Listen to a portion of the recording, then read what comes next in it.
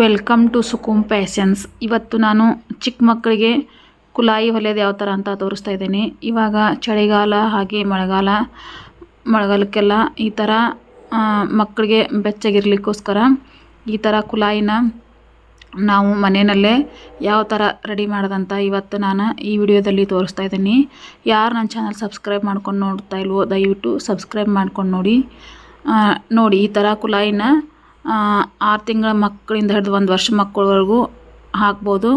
ಬನ್ನಿ ಯಾವ ಥರ ಹೊಲಿಯೋದಂತ ನೋಡೋಣ. ಮೊದಲು ನಾನಿಲ್ಲಿ 14 ಇಂಚ್ ಬಟ್ಟೆ ತೊಗೋತಾ ಇದ್ದೀನಿ. ಹಾಗೆ 7 ಇಂಚ್ 14 ಇಂಚ್ ಉದ್ದ 7 ಇಂಚ್ ಅಗಲಕ್ಕೆ ಈ ಥರ ಬಟ್ಟೆ ತೊಗೊಂಡ್ಬಿಟ್ಟು ಇದನ್ನು 2 ಪೀಸ್ ಇಟ್ಕೋಬೇಕಾಗತ್ತೆ ನಾವು. ನೋಡಿ ಇವಾಗ ಇದಕ್ಕೆ ನಾನು ನೀರಿಗೆ ಮಾಡಲಿಕ್ಕೆ 3 ಇಂಚಿನಷ್ಟು ನಾನು ಅಗಲ ಬಟ್ಟೆ ತೊಗೋತಾ ಇದ್ದೀನಿ. ಹಾಗೆ 31 ಇಂಚಿನಷ್ಟು ನಾನಿಲ್ಲಿ ಉದ್ದ ಬಟ್ಟೆ ತೊಗೋತಾ ಇದ್ದೀನಿ. ನೋಡಿ ಇದನ್ನು ನಾವು ನೀರಿಗೆ ಯಾವ ಥರ ಮಾಡೋದಂತಂದ್ರೆ ಇದೇನು ನಾವು 3 ಇಂಚ್ ತೊಗೊಂಡಿರ್ತೀವಲ್ಲ ಇದನ್ನು 2 ಪದರ ಮಡ್ಚ್ಕೋಬೇಕಾಗತ್ತೆ. ನೋಡಿ ಈ ಥರ ಮಡ್ಚಿಬಿಟ್ಟು ಅರ್ಧ ಇಂಚಿಗೆ ನೀರಿಗೆ ಮಾಡ್ಕೋತಾ ಬರಬೇಕಾಗತ್ತೆ.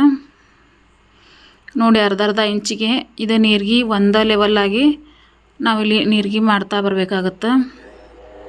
ನೋಡಿ ಚಿಕ್ಕ ಮಕ್ಕಳಿದ್ದಾಗ ಈ ಥರ ಕುಲಾಯಿ ಮನೆಯಲ್ಲೇ ನಾವು ಮಾಡಿ ಮಕ್ಕಳಿಗೆಲ್ಲ ಹಾಕೋದ್ರಿಂದ ಈ ಕಿವಿಗೆ ತುಂಬಾ ಬೆಚ್ಚಗಾಗುತ್ತೆ. ನಾವು ರೆಡಿಮೇಡ್ ಕುಲಾಯಿ ತರೋ ಬದಲು ಈ ಥರ ಮನೆಯಲ್ಲೇ ನಾವು ಕಾಟನ್ ಬಟ್ಟೆ ತೊಗೊಂಡ್ಬಿಟ್ಟು ಈ ಥರ 2 ಪದರ ಬಟ್ಟೆನಲ್ಲಿ ನಾವು ಹೊಲಿದ್ರೆ ತುಂಬಾ ಕಿವಿ ಬೆಚ್ಚಗಾಗಿ ಗಾಳಿ ಸೋಕೋದಿಲ್ಲ.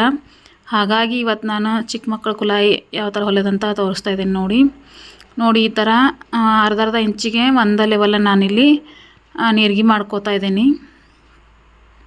ನೋಡಿ ಈ ಥರ ನೀರಿಗೆ ಮಾಡಿದಾದಮೇಲೆ ಇವಾಗ ಇದನ್ನು ಯಾವ ಥರ ಅಟ್ಯಾಚ್ ಮಾಡೋದಂತ ನೋಡೋಣ.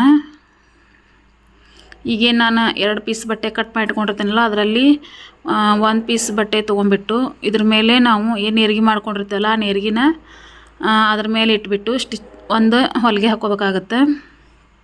ನೋಡಿ ಈ ಥರ ಇಟ್ಬಿಟ್ಟು ಒಂದೇ ಲೆವೆಲ್ಗೆ ಈ ಥರ ಹೊಲಿಗೆ ಹಾಕ್ಕೋತಾ ಬರೋಣ. ಅಂದರೆ ಇದು ಯಾವ ಬಟ್ಟೆನೂ ನಮ್ಗೆ ಎಕ್ಸ್ಟ್ರಾ ಹೊರಗೆ ಕಾಣ್ದಂಗೆ ನಾ ಯಾವ ಥರ ಹೊಲಿಯೋದಂತ ತೋರಿಸ್ತಾ ಇದ್ದೇನೆ. ನೋಡಿ ಇದ್ರ ಮೇಲೆ ನಾವು ಇನ್ನೊಂದು ಪೀಸ್ ಏನಿರುತ್ತಲ್ಲ 2 ಪೀಸ್ ಕಟ್ ಮಾಡಿರುತ್ತಲ್ಲ ಆ ಇನ್ನೊಂದು ಪೀಸನ್ನು ಇದ್ರ ಮೇಲೆ ಇಟ್ಬಿಟ್ಟು ಇದ್ರ ಮೇಲೆ ಒಂದು ಹೊಲಿಗೆ ಹಾಕ್ತಾ ಬರೋಣ. ಅಂದ್ರೆ ನಮ್ಗೆ ಈ ಥರ ಮಾಡೋದ್ರಿಂದ ನಮ್ಗೆ ಕಚ್ಚಾ ಅನ್ನೋದು ಕಾಣಿಸೋದಿಲ್ಲ. ನೋಡಿ ಈ ಥರ ಹೊಲ್ಕೊಂಡಿದ್ಮೇಲೆ ನೋಡಿ ಉಲ್ಟಾ ತಿರುಗಿಸ್ಕೊಳ್ಳೋಣ. ಆಮ್ಯಾಗ ನೋಡಿ ನಮಗೆ ಹೊಲಿದಿದ್ದು ಎಕ್ಸ್ಟ್ರಾ ಬಟ್ಟೆ ಎಲ್ಲಿ ಕಾಣೋದಿಲ್ಲ ಈ ಥರ ಮಾಡೋದ್ರಿಂದ. ಇದ್ರ ಮೇಲೆ ಏನು ನೀರಿಗೆ ಮಾಡ್ಕೊಂಡಿರ್ತಲ್ಲ ಇದ್ರ ಮೇಲೆ ಒಂದು ಹೊಲಿಗೆ ಹಾಕ್ತಾ ಬರೋಣ. ನೋಡಿ ಒಂದೇ ಲೆವೆಲ್ಗೆ ಈ ಥರ ಸ್ವಲ್ಪ ಜಗ್ಬಿಟ್ಟು ನೀಟಾಗಿ ಹೊಲಿಗೆ ಹಾಕ್ಕೋತಾ ಬರೋಣ. ಹೊಲಿಗೆ ಹಾಕಿದ್ಮೇಲೆ ಇವಾಗ ಇದನ್ನು ಫೋಲ್ಡಿಂಗ್ ಮಾಡಿಕೊಂಡು ಇದಕ್ಕೆ ನಾವು ಒಂದು ಸ್ವಲ್ಪ ಕ್ರಾಸಲ್ಲಿ ರೌಂಡಾಗಿ ಸೇಪ್ ಕೊಟ್ಕೋಬೇಕಾಗತ್ತೆ. ನೋಡಿ ಈ ಥರ ನಾವು ಏನು ಕಾರ್ನರ್ ಇರುತ್ತಲ್ಲ ಅಲ್ಲಿ ಈ ಥರ ರೌಂಡಾಗಿ ಸ್ವಲ್ಪ ಕ್ರಾಸಾಗಿ ಮಾರ್ಕಿಂಗ್ ಮಾಡಿಕೊಂಡು ಈ ಥರ ಎಕ್ಸ್ಟ್ರಾ ಬಟ್ಟೆ ತಗೊಂಬಿಡೋಣ. ಅಂದ್ರೆ ನಮ್ಗೆ ರೌಂಡ್ ಸೇಪ್ ಬರಬೇಕಾಗತ್ತಲ್ಲ ಅದಕ್ಕೆ ನಾನು ಈ ಥರ ಒಂದು ಅರ್ಧ ಇಂಚಿನಷ್ಟು ಎಕ್ಸ್ಟ್ರಾ ಬಟ್ಟೆ ತಗೊಂಬಿಟ್ಟು ಇದನ್ನು ನೋಡಿ ಈ ಥರ ಬಂದಿದೆಯಲ್ಲ ಇದನ್ನು ಉಲ್ಟಾ ತಿರುಗಿಸ್ಕೊಂಡು ನೋಡಿ ಈ ಥರ ಉಲ್ಟಾಗಿ ನಾವು ರೌಂಡಾಗ ಒಂದು ಹೊಲಿಗೆ ಹಾಕ್ಕೋಬೇಕಾಗತ್ತೆ. ಈ ಥರ ಮಾಡೋದ್ರಿಂದ ನಮ್ಗೆ ಕಚ್ಚಾ ಅನ್ನೋದು ಎಲ್ಲಿ ಕಾಣಿಸೋದಿಲ್ಲ. ನಾವು ಹಾಕಿರೋ ಸ್ಟಿಚಿಂಗ್ ಎಲ್ಲ ಒಳಗೆ ಹೋಗ್ಬಿಡುತ್ತೆ. ನೋಡಿ ನಾವು ಎಲ್ಲಿವರೆಗೂ ಕಟ್ ಮಾಡ್ಕೊಂಡಿರ್ತೀವಲ್ಲ ಅಲ್ಲಿವರೆಗೂ ನಾವು ಹೊಲ್ಕೋತಾ ಬರಬೇಕಾಗತ್ತೆ. ಇದೇ ಥರನ ಈ ಸೈಡು ನಾವು ಎಲ್ಲಿವರೆಗೂ ಕಟ್ ಮಾಡಿರ್ತೀವಲ್ಲ ಅಲ್ಲಿಂದನ 1/4 ಇಂಚಿನಷ್ಟು ಬಿಟ್ಟು ಈ ಥರ ಹೊಲಿಗೆ ಹಾಕ್ತಾ ಬರಬೇಕಾಗತ್ತೆ. ನೋಡಿ ಇವಾಗ ತಿರುಗಿಸ್ಕೊಳ್ಳೋಣ. ನೋಡಿ ನಮ್ಗೆ ಕ್ಯಾಪು ಎಷ್ಟು ನೀಟಾಗಿ ಬಂದಿದೆ ಅಂತ ನೋಡಿ. ಇವಾಗ ಸ್ಟ್ರೇಟಾಗಿ 2 ಪೀಸ್ ಏನಿರ್ತಲ್ಲ ಅದನ್ನು ಕೂಡಿಸ್ಕೊಂಡು ಒಂದು ಸ್ಟ್ರೇಟಾಗಿ ಹೊಲಿಗೆ ಹಾಕ್ಕೊಳ್ಳೋಣ. ನೋಡಿ ನಮಗೆ ಎಲ್ಲಿ ಕಚ್ಚಾ ಅನ್ನೋದು ಕಾಣಿಸ್ತಾ ಇಲ್ಲ. ಎರಡೂ ಕಡೆ ತಿರುಗಿಸಿದ್ರು ನಮಗೆ ಕಚ್ಚಾ ಅನ್ನೋದು ನಾವು ಸ್ಟಿಚಿಂಗ್ ಮಾಡಿರೋ ಬಟ್ಟೆ ಎಲ್ಲ ಒಳಗೆ ಹೋಗ್ಬಿಡುತ್ತೆ ಈ ಥರ ಮಾಡೋದ್ರಿಂದ. ಇವಾಗ ಕ್ಯಾಪ್ ರೆಡಿ ಆಯಿತು. ಇದಕ್ಕೆ ನಾವು ಕಸಿ ರೆಡಿ ಮಾಡ್ಕೋಬೇಕಾಗತ್ತೆ. 1 ಇಂಚಿನಷ್ಟು ನಾನು ಬಟ್ಟೆ ತೊಗೊಂಡ್ಬಿಟ್ಟು ಇದೊಂದು 28ನಷ್ಟು ನಾನು ಉದ್ದ ತಗೊಂಡು ಇದಕ್ಕೆ ಅಟ್ಯಾಚ್ ಮಾಡ್ಕೋತೇನೆ. ನೋಡಿ ಇದಕ್ಕೆ ಸ್ವಲ್ಪ ನಾನಿಲ್ಲಿ ಸೆಂಟ್ರಿಗೆ ಒಂದು 1/4 ಇಂಚಿನಷ್ಟು ಟ್ಯಾಕ್ಸ್ ಹಿಡ್ಕೋಬೇಕಾಗತ್ತೆ. ಯಾಕಂದ್ರೆ ಇದು ಸ್ವಲ್ಪ ಕುತ್ತಿಗೆ ಭಾಗದಲ್ಲಿ ಸ್ವಲ್ಪ ಜಾಸ್ತಿ ಬಟ್ಟೆ ಆಗುತ್ತೆ. ಹಾಗಾಗಿ ಈ ಥರ ನಾನು ಒಂದು 1/4 ಇಂಚಿನಷ್ಟು ನಾನಿಲ್ಲಿ ಎರಡೂ ಕಡೆ ಒಂದು 2.5 ಇಂಚಿನಷ್ಟು ಈ ಥರ ಟ್ಯಾಕ್ಸ್ ಹಿಡ್ಕೊಂಡ್ರೆ ನಮ್ಗೆ ಸ್ವಲ್ಪ ಬಟ್ಟೆ ನೋಡಿ ಈ ಥರ ಟ್ಯಾಕ್ಸ್ ಹಿಡ್ಕೋದ್ರಿಂದ ಕೆಳಗಲ್ ಭಾಗ ಸ್ವಲ್ಪ ಕಡಿಮೆ ಆದಂಗೆ ಕಾಣಿಸುತ್ತೆ. ಇವಾಗ ನಾವು ಇದಕ್ಕೆ ಕಸಿ ಜಾಯಿಂಟ್ ಮಾಡ್ಕೋಬೇಕಾಗತ್ತೆ. ಸೆಂಟ್ರಿಗೆ ಒಂದು ಮಾರ್ಕ್ ಮಾಡ್ಕೊಂಬಿಟ್ಟು ಇದನ್ನು ಅಟ್ಯಾಚ್ ಮಾಡ್ಕೋಬೇಕಾಗತ್ತೆ. ನೋಡಿ ಈ ಥರ ಆ ಕಡೆ ಈ ಕಡೆ ಎಕ್ಸ್ಟ್ರಾ ಬಟ್ಟೆ ಬಿಟ್ಟು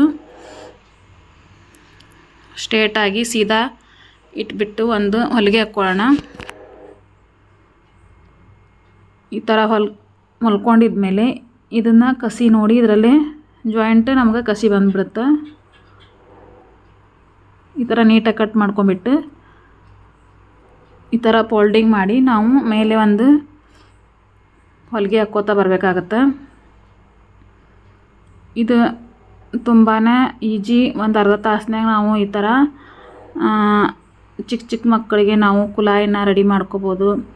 ಹಾಗೆ ಬೇರೆ ಎಲ್ಲಾದರೂ ಹೋದಾಗ ಈ ಥರ ಹೆಸರು ಇಡಲಿಕ್ಕೆ ಅದಕ್ಕೆ ಹೋದಾಗ ಈ ಥರ ನಾವು ಸ್ಟಿಚಿಂಗ್ ಮಾಡಿಕೊಟ್ರೆ ತುಂಬಾ ಅವ್ರಿಗೂ ಅನುಕೂಲ ಆಗುತ್ತೆ. ನೋಡಿ ಈ ಥರ ನಮ್ಗೆ ವೇಸ್ಟ್ ಬಟ್ಟೆ ಮನೇಲಿ ಇದ್ದೇ ಇರುತ್ತೆ ಸ್ಟಿಚಿಂಗ್ ಮಾಡೋರ ಹತ್ರ. ಈ ಥರ ನಾವು ಫ್ರೀ ಇದ್ದಾಗ ಈ ಥರ ಕುಲಾಯಿ ಹೊಲಿದ್ಬಿಟ್ಟು ಯಾರಿಗಾದರೂ ಬೇಕಿದ್ದರೆ ಈ ಥರ ಮಾಡಿ ಕೊಡ್ಬೋದು.